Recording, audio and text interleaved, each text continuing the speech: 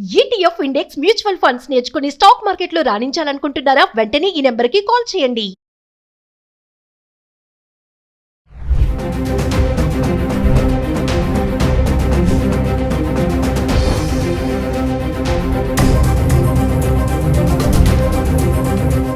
నమస్తే, welcome back to Suman TV. ప్రస్తుతం మనతో పాటు ఉన్నారు analyst, TEDx speaker, legendary award winner in real estate doctor Nandi Rameshwar Rao గారు. సార్తో మాట్లాడదాం. నమస్తే సార్.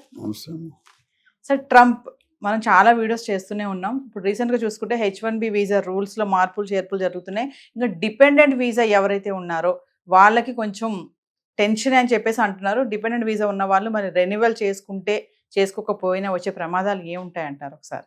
ట్రంప్ వచ్చిన దగ్గర నుండి చాలా మందికి గుండెల్లో రైలు పడరు. ఇంతవరకు ఇండియాకి పరిగెట్టి ఇప్పుడు అమెరికా వరకు కూడా పరిగెడతారు.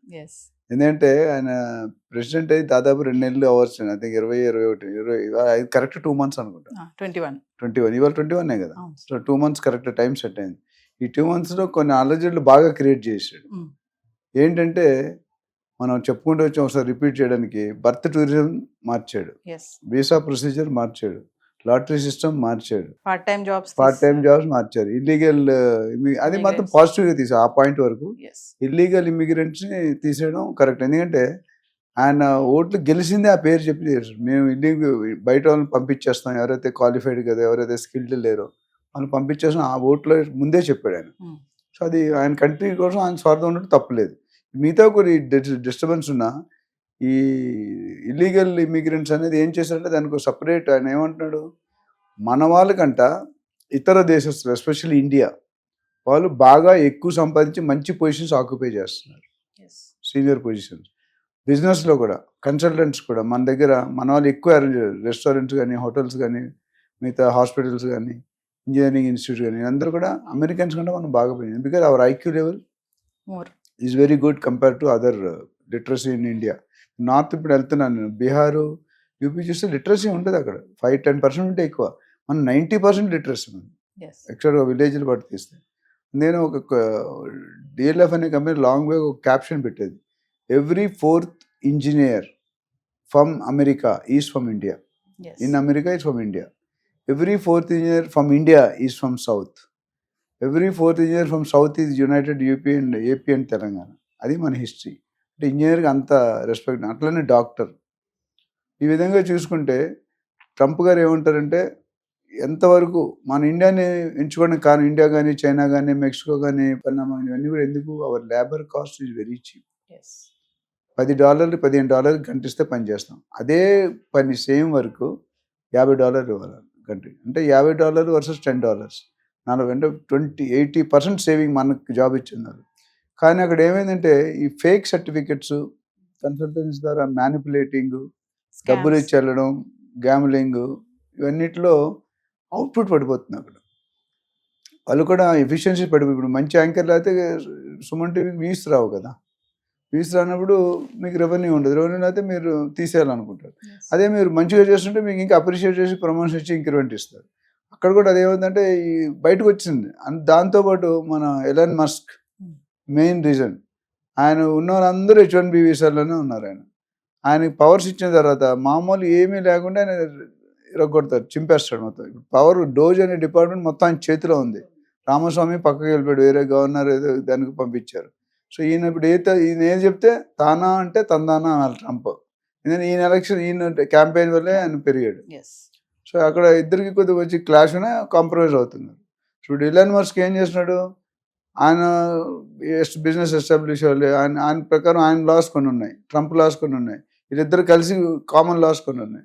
ఇప్పుడు ఏమవుతుందంటే డిపెండెన్సీలో జనరల్గా అంతకుముందు ఏమైందంటే తల్లి తండ్రి అక్కడ ఉండి పిల్లలు అక్కడ పుడితే 21 years వరకు డిపెండ్ ఉంటాడు. తర్వాత స్టూడెంట్ వీసా వచ్చేస్తుంది. స్టూడెంట్ వీసా వస్తే ఇంటర్నేషనల్ కెరియర్ స్టార్ట్ అవుతుంది. దాని తర్వాత అక్కడ సెటిల్ అయ్యే అవకాశం. ఇప్పుడు ఏమన్నా పుట్టిన పిల్లలకి అసలు సిటిజన్షిప్ లేదు, గ్రీన్ కార్డ్ కానీ ఇవన్నీ ఇవ్వరు. మరి వాళ్ళు ఎక్కడికి వెళ్ళాలంటే తల్లిదండ్రులకి పిల్లలు అక్కడ పంపించాలా? అది అయిపోయినట్టుంది. February 20 వరకు ఏదో డేట్ ఉంటుంది కదా, కోర్టులోనే ఉంది సార్, ఇంకా ఆర్డర్ రాలేదు. అంత ఈజీ కాదు అది. ఎందుకంటే 150 years బట్టి ఉన్న లాని ఒక్కసారి కదిలించడం అంత ఈజీ కాదు. అంటే ఈవో సైన్ చేస్తాడు executive order, but EO sign చేసిన ఆర్డర్లన్నీ అమలుపరచాలని ఎక్కడ లేదు. ఎందుకంటే సెనేట్ ఉంటుంది, వాళ్ళకి గవర్నర్ క్యాబినెట్ ఉంటుంది, మనకి ఎట్లయితే ఇక్కడ క్యాబినెట్ ఆమోదించారు అక్కడ కూడా ఆమోదిస్తేనే లేదా బ్యాక్ టు పెవిలియన్ వస్తుంది. బట్ ఇప్పుడు యాజ్ ఆఫ్ నో హోల్డ్లో ఉంది.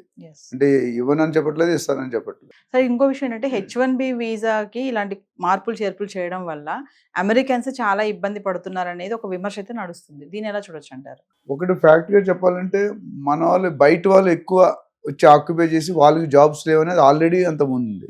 ఇప్పుడు నేను అమెరికన్స్ కూడా కొన్ని రూల్స్ పెడుతున్నాను. ఆ రూల్స్ వల్ల ఇప్పుడు బోత్ సైడ్స్ క్రికెట్లో డబుల్ స్పిన్ అటాక్ అంటాయి. రెండు పక్కల స్పిన్ అంటే ఒకసారి రన్ రావు, వికెట్లు పడిపోతాయి, క్లోజ్ ఫీల్డింగ్ పెట్టి. ఇప్పుడు ఏమైంది, ఫస్ట్ ఒకటే ఉండేది, ఇప్పుడు రెండోది ఏంటంటే మనకి ఏమేంటి కండిషన్ వాళ్ళు కూడా కొంతమందికి అప్లై అవుతున్నాయి. అప్లై అయినప్పుడు they are not very happy. ఈయన అసలు ఎందుకు ప్రెసిడెంట్ అయ్యాడు? ప్రెసిడెంట్ గారు ట్రంప్ గారి ఉద్దేశం ఏంటంటే అమెరికాలో ఒక రూల్ ఏంటంటే any president can become for 2 terms. మన నరేంద్ర మోడీ 6 సార్లు 3 సార్లు సీఎం, 3 సార్లు, అక్కడ అలాగ ఉండదు. Only maximum George Bush, Bill Clinton, Barack Obama అందరూ కూడా 2 times, 3 times లేదు. అయితే ఇక్కడ ఈయన రికార్డ్ బ్రేక్ చేసినట్టు ట్రంప్ మధ్యలో ఓడిపోయాడు, ఇప్పుడు ఇచ్చాడు. తర్వాత ఇంకా అది రాదు, ప్లస్ ఏజ్ కూడా అయిపోతుంది, 82 years అవుతాడు. సో నేను మళ్ళీ ప్రెసిడెంట్ అవ్వాలను, నేను ప్రెసిడెంట్గా దిగిపోయే ముందు హిస్టరీని రీరైట్ చేస్తాను, అందుకనే 150 సంవత్సరాల చరిత్ర గల పాలసీని నేను మార్చానంటే చరిత్రలో ఉండిపోతాడు. చాలామంది నేను ఒకసారి చెప్తుంటాను మీటింగ్స్లో, మీరు చదువుకున్న స్కూల్కి కానీ కాలేజీకి కానీ మీరు ఎప్పుడైతే చీఫ్ గెస్ట్కి వెళ్తారో ఆ రోజు మీరు ఆనందంగా ఉంటారు. మీరు జేడి లక్ష్మీనారాయణ చెప్తారు, ఇది IPS ఆఫీసర్, మీరు ఆటోగ్రాఫ్ అడగడం కాదు, మీ ఆటోగ్రాఫ్ అడగాలి. మీరు జనంలో ఒక మెంబర్గా ఉండకూడదు, మీరే రీజన్ అయ్యి జనాలు మీకోసం రావాలి. ఈ పాయింట్ చూసుకుంటే చాలా ఇంపార్టెంట్. అంటే లైఫ్లో ఏదో సాధించినట్టు. మన స్కూల్కి మన చీఫ్ గెస్ట్ అంత అదృష్టం, ఎంతమంది వెళ్తారు? కమింగ్ బ్యాక్ ఏంటంటే ఈయన ట్యాక్స్లు ఇంపోజ్ చేస్తాడు ఇండియన్ గవర్నమెంట్. ఇండియా వాళ్ళు చేస్తాం కాబట్టి మేము కూడా పెడతాం, వీలైతే 100% పెడతాం. అంటే బయటికి బాయ్ అయినా లాన్ అన్న యుద్ధాలు జరుగుతూనే ఉన్నాయి. కనిపించిన మహాభారతం యుద్ధాలు ఉంటుంది కదా, అటు కురుక్షేత్రం అట్లా ఉన్నదన్నమాట.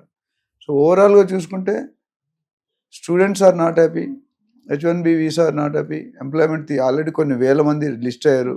లాస్ట్ టైం 18,000 కొంతమంది వచ్చేసారు, ఇంకా కొంతమంది వస్తున్నారు. రానున్న రోజుల్లో లాస్ట్ టైం మాట్లాడుకున్న 54 లక్షల్లో 18 లక్షలు ఇల్లీగల్ ఇమిగ్రెంట్స్, చదువు లేకుండా, స్కిల్ లేకుండా, నాలెడ్జ్ లేకుండా, ఫేక్ సర్టిఫికేట్స్ పెట్టి. అది చేయకూడదు. నాకు ఇప్పుడు ఇండియా కూడా ఒప్పుకుంది తీసుకోండి, ఎందుకంటే జెన్యూన్ రీజన్ చెప్తున్నాడు ఆయన. ఆయన కొద్ది క్రాక్, కొద్ది నాటి అయినా ఆయన దేశం కోసం ఆయన కష్టపడంలో ఎటువంటి తప్పు లేదు.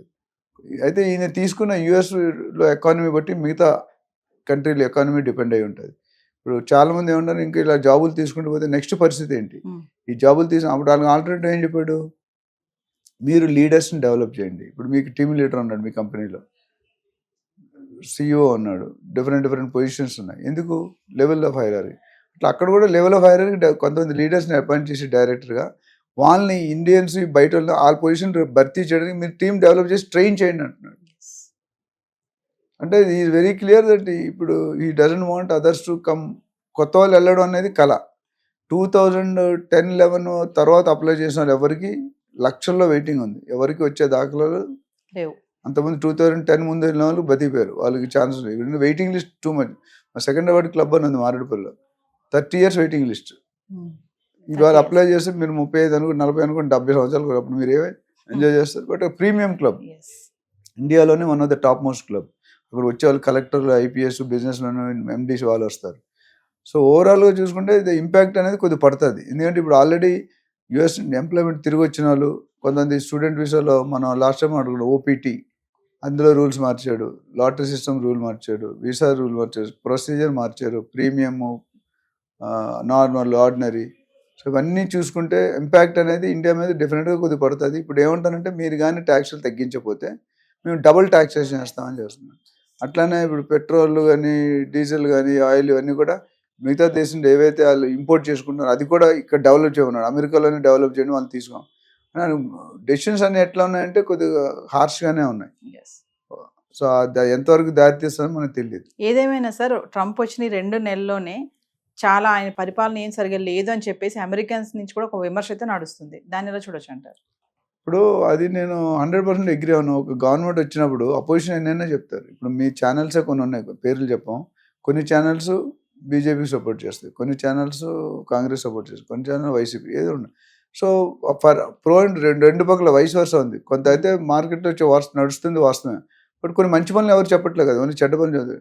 అమెరికా అంటే ఇంతవరకు ఇతర దేశాల మీద యాక్షన్ తీసుకున్నాడు, ఇప్పుడు ఏంది అమెరికన్స్ మీద కూడా యాక్షన్ బౌన్స్ బ్యాక్ అవుతున్నారు.